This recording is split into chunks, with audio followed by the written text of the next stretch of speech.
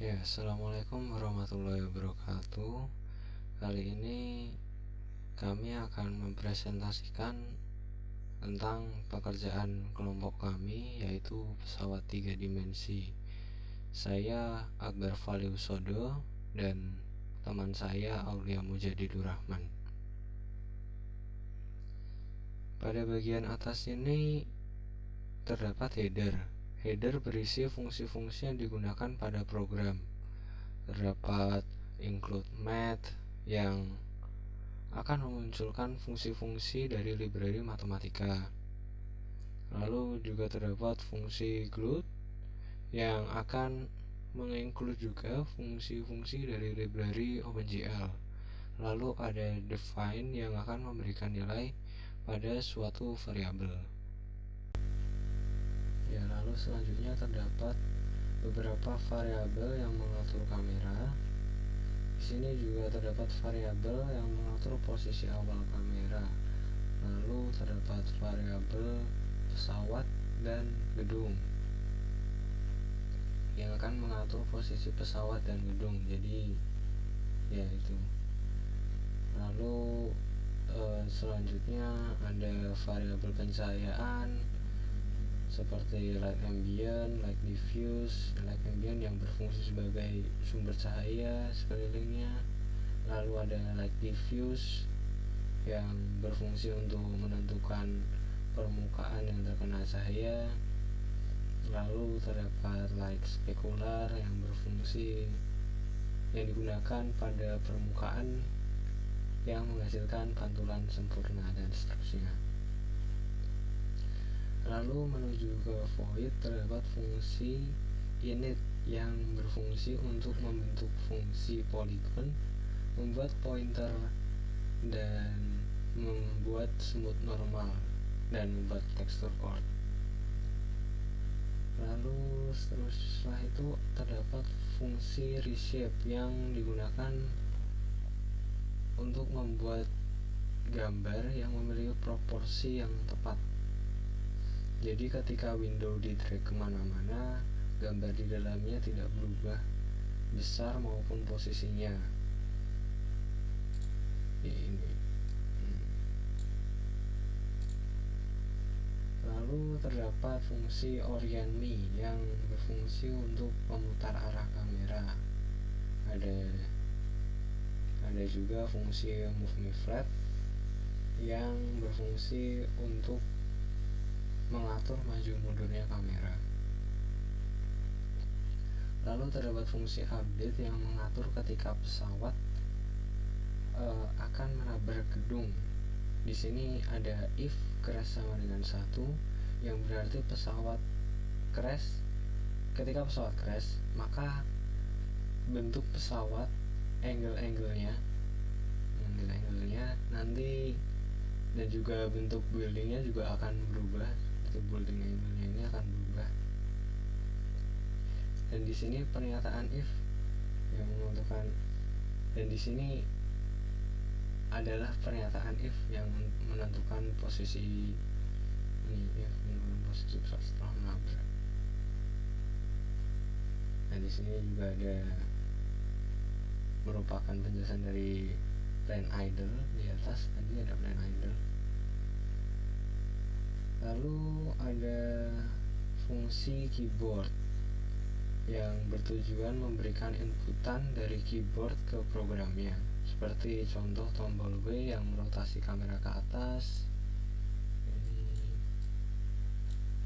Ini W merotasi kamera ke atas, lalu S melakukan sebaliknya, A untuk merotasi kamera ke kiri, dan D untuk sebalik ke kanan. Lalu Q untuk merotasi kamera miring ke kanan, dan E untuk merotasi kamera miring ke kiri, I untuk maju, dan kita lihat I untuk maju, dan K untuk mundur.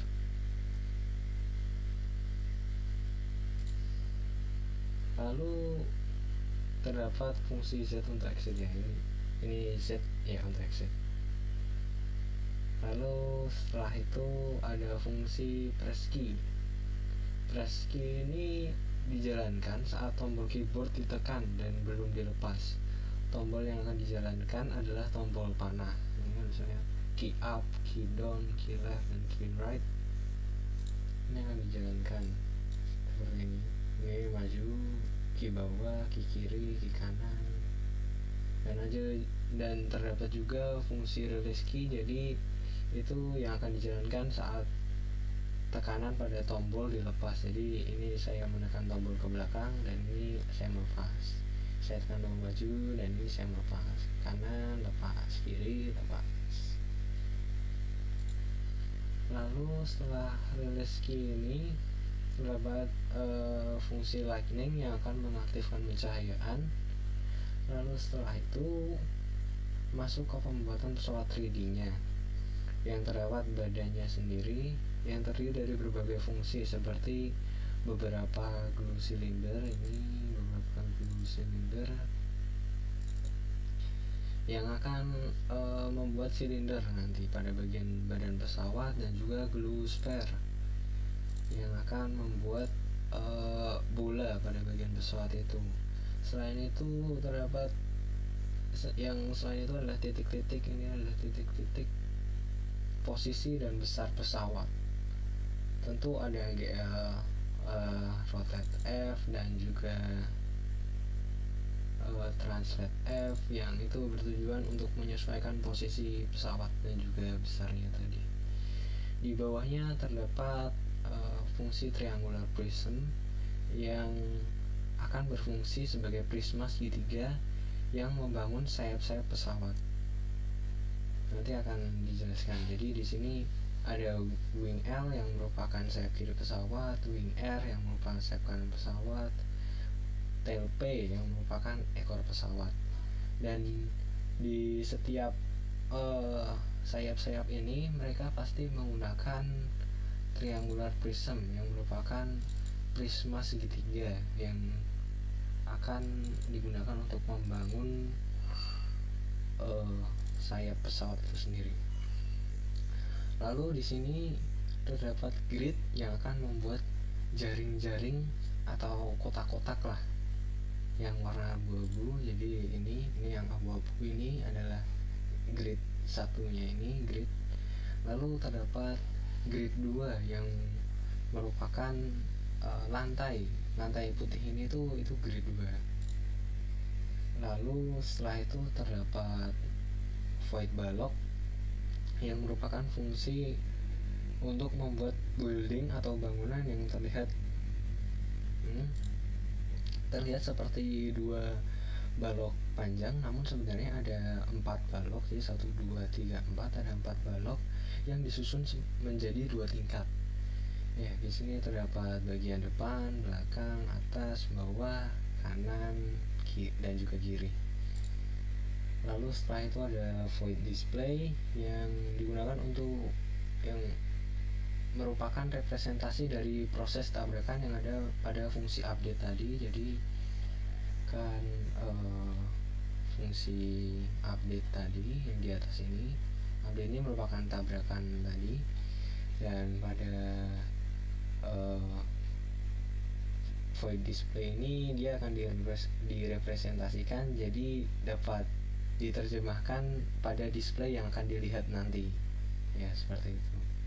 Lalu yang terakhir ada main yang akan memanggil fungsi-fungsi yang dituliskan tadi, dan beberapa fungsi yang akan menyesuaikan window atau jendela seperti ukuran, ini kan ukuran windownya dan juga nama window itu. Jadi kita lihat di sini simulasinya. Jika kita lihat di samping, ini cahayanya seperti itu, dan ini cahaya seperti itu, dan coba kita majukan, kita lihat dari belakang biar lebih jelas. Terus ya itu, jadi pesawat terlihat menabrak bangunan itu dan sayapnya jatuh.